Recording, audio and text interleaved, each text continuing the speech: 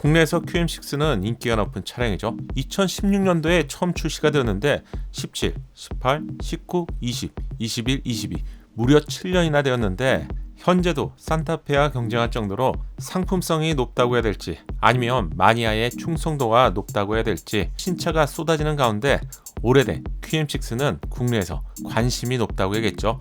최근 해외 매체를 통해서 르노의 새로운 7인승 미니밴 소식이 올라왔습니다. 그런데 내용을 잘 살펴보니 이 차량이 그랜드 오스트랄이라고 하네요. 오스트랄은 꼴레오스의 후속이죠. 꼴레오스는 국내에서 판매가 되고 있는 QM6의 국내명인데 7인승 미니밴으로 나온다고요? 어떤 내용인지 빠르게 알려드릴게요.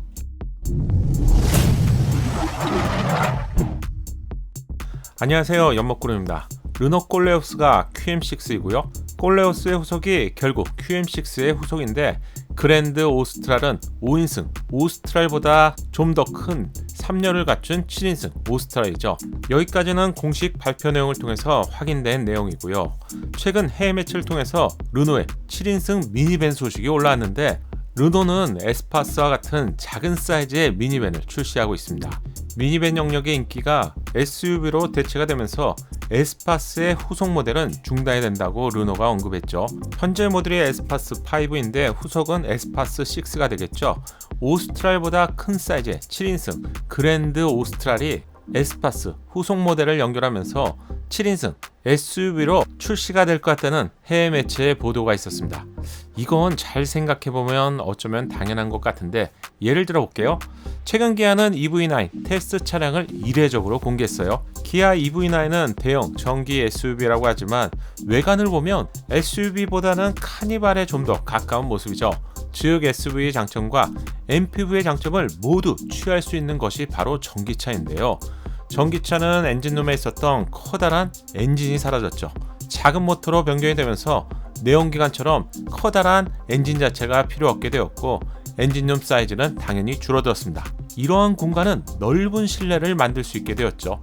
따라서 기아 대형 전기 SUV EV9은 보는 시각에 따라서 미니밴과 같은 광활한 실내 공간을 제공하고 사륜이 제공되는 대형 SUV와 같은 안전성까지 확보되었기 때문에 한마디로 미니밴과 SUV의 장점을 동시에 갖추게 된 것이죠. 이렇게 본다면 그랜드 오스트랄도 미니밴 그리고 7인승 SUV의 장점을 동시에 갖추게 될 것으로 예상합니다. 따라서 미니밴과 대형 SUV 간의 경계가 좀 모호해진 것이죠.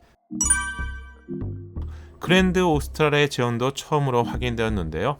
QM6와 비교해보면 이해하기가 쉬운데 QM6의 전장이 4675mm죠. 산타페보다는 조금 작은 사이즈의 차량인데요. 그랜드 오스트랄의 전장은 4710mm로 오스트랄보다 휠베이스에서 70mm, 리어 오버행은 130mm가 더 커집니다. 국내 기준으로 본다면 7인승인데 좀 작지 않아? 이렇게 생각할 수 있겠지만 티구안 7인승 올스페이스의 전장도 4730mm 정도라서 국내 소비자가 큰 실내를 좀 선호하는 것이지 유럽 기준으로 본다면 7인승 차량이라고 해도 상대적으로 3열 이용도가 낮기 때문에 적당히 타협한 사이즈라고 할 수 있겠네요. 7인승 그랜드 오스트랄의 파워트레인도 파악되고 있는데 파워트레인은 모두 친환경 전동화가 적용될 예정입니다. 우선 200마력을 내는 하이브리드 모델은 내연기관을 연결하는 핵심 엔진이라서 가장 먼저 출시가 예상되고요. 130마력급 48V 마일드 하이브리드는 유럽 시장에서는 없어서는 안 되는 모델이죠. 140마력 그리고 160마력을 내는 12V 마일드 하이브리드를 포함해서 총 4가지 이상의 파워트레인으로 출시될 예정입니다. 뭐 당연하겠지만 AWD 사륜은 제공되며 고급 차량만의 기술이죠. 뒷바퀴가 조형되는 후륜 조향 시스템도 르노는 이미 개발해 놓았기 때문에 적용이 된다고 하네요. 후륜 조향 시스템은 저속에서는 앞바퀴와 반대 방향으로 조향이 되고요. 회전 반경을 줄이게 되죠. 고속에서는 같은 방향으로 조향이 되기 때문에 짜릿한 주행의 즐거움을 선사합니다. 당연하지만 국내 소비자가 선호하는 후륜 멀티링크 서스펜션도 제공됩니다. 이렇게 된다면 오스트랄보다 좀 더 큰 7인승 그랜드 오스트랄에 대해서는 어느 정도 파악이 된 것 같은데 국내에 과연 출시가 될 수 있을까요? 국내에서 QM6의 후속은 르노가 아닌 지리가 될 가능성이 높아지고 있어요. 좀 막연하게 QM6는 당연히 르노 차량이라고 생각하시는 분들이 많은데요. 상황을 좀 아셔야 될 것 같아요. 르노 삼성은 지난 3월에 20년 동안 달고 있었던 르노 삼성의 이름을 떼고 르노 코리아 자동차로 사명을 변경했죠. 전략적으로 변경한 것인데 사명 변경과 함께 가장 빠르게 진행한 것이 있습니다. 중국 지리자동차가 르노 코리아의 지분을 무려 34%나 인수했다고 알려드렸죠. 아시는 분들은 당시에 놀라움을 감추지 못했는데 10%만 확보해도 충분한 권리를 행사할 수 있는데 단번에 34%라니 이건 좀 냄새가 나죠. 지분율의 변화는 곧 사업의 변화인데 지리가 해외 수출을 위한 거점으로 르노 코리아를 전략적으로 이용하기 위한 지분 투자가 아닐까 이렇게 예상되는데 이러한 배경에는 작년 말이었어요. 갑자기 르노 코리아가 지리와 양사 합작 모델을 출시한다고 선 발표를 했었죠. 따라서 QM6의 후속이 2024년 정도에 출시가 된다고 가정할 때 기존 르노가 아닌 지리자동차의 차량을 베이스로 디자인 부분만 국내 소비자의 입맛에 맞춰 출시될 가능성이 어느 때보다 높아진 상황입니다. 이 부분은 제조사의 공식 발표 내용이 아니고요. 시장 상황에 따른 채널의 예상이기 때문에 중립 기여를 박으시고 여러분들도 한번 판단해 보시면 좋을 것 같네요. 그럼 이런 생각을 하시는 분들이 있을 것 같은데 기존의 르노 삼성 코리아의 경우 뼈대에 해당되는 플랫폼이나 파워트레인을 자체 제작할 능력을 보유하지 못했죠.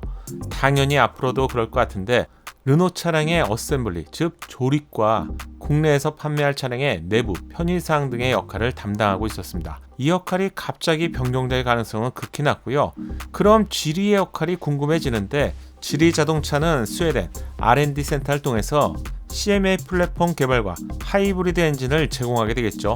또한 볼보를 인수한 경험을 바탕으로 이미 굴지의 자동차 제조사가 되었는데 국내에서 높은 선호도를 가지고 있는 볼보 그리고 전기차 폴스타가 지리의 자회사고요. 고성능 로터스나 벤츠의 스마트 역시 협업해서 출시하고 있는 상황입니다. 여기에 자회사까지는 아니더라도 34%의 지분 인수는 사실상 자회사 이상의 경영권을 가질 것 같은데 상황적으로 본다면 QM6의 후속은 기존의 르노보다는 지리자동차와 협력해서 개발한 모델이 국내 출시될 가능성이 높아진 것 같네요. 다시 한 번 더 알려드리지만 이 부분은 제 생각이라서 틀릴 수 있다는 점을 꼭 감안해 주시면 좋겠습니다. 국내 시장에서 QM6의 후속이 과연 그랜드 오스트랄이 될지 아니면 지리자동차의 싱유의 L과 같은 차량이 될지 르노 코리아에서 조만간 입장을 발표해 주면 좋겠네요. 여러분의 소중한 생각을 댓글로 알려주세요. 구독과 알림 설정을 통해서 빠르고 정확한 신차 소식을 받아보세요. 감사합니다. 작은 도움이 되셨다면 좋아요 부탁드리고요. 구독과 알림 설정을 통해서 정확한 신차 정보를 빠르게 만나보세요. 감사합니다.